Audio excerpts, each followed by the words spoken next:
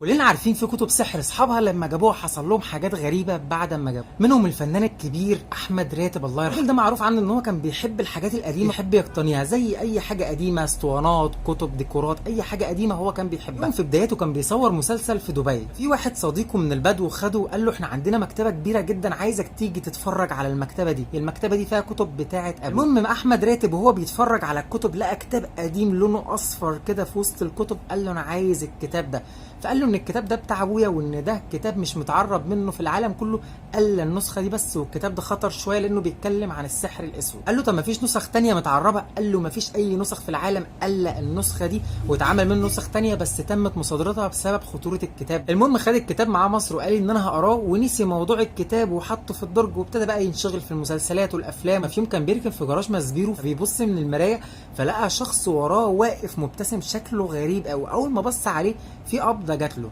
جاي يروح يشوف ده مين لقاه اختفى في نفس الموضوع. ابتدى يتكرر معاه، يكون قاعد في المسرح يلاقي واحد في وسط الجمهور هو نفس الشخص برضه، ينزل يروح يشوف الشخص ده يلاقي الشخص ده اختفى. يكون بيذاكر دور قدام المرايه يبص يلاقي الشخص ده في ظهره، يجي يبص وراه برضه يلاقي الشخص ده اختفى. احمد راتب قلق، قام اتصل بصاحبه اللي هو بتاع البدو اللي كان واخد منه الكتاب، اللي بيحصل ده ليه علاقته بالكتاب، وسال باباه فقال له الموضوع ليه علاقته بالكتاب، كل كتاب بيبقى ليه حرس وده خادم الكتاب ده، وقول له ما تخافش هو مش هيأذيك بس هيفضل ظاهر طول ما الكتاب عندك. احمد راتب قرر بعدها ان هو ياخد الكتاب وراح وداه دار الكتب وما قالش اسمه للاسف. عايز اقول لك ان بعد ما ودى الكتاب دار الكتب، دار الكتب كلها اتحرقت والكتاب نفسه الرماد بتاعه اختفى، والى الان محدش يعرف ايه اللي حصل.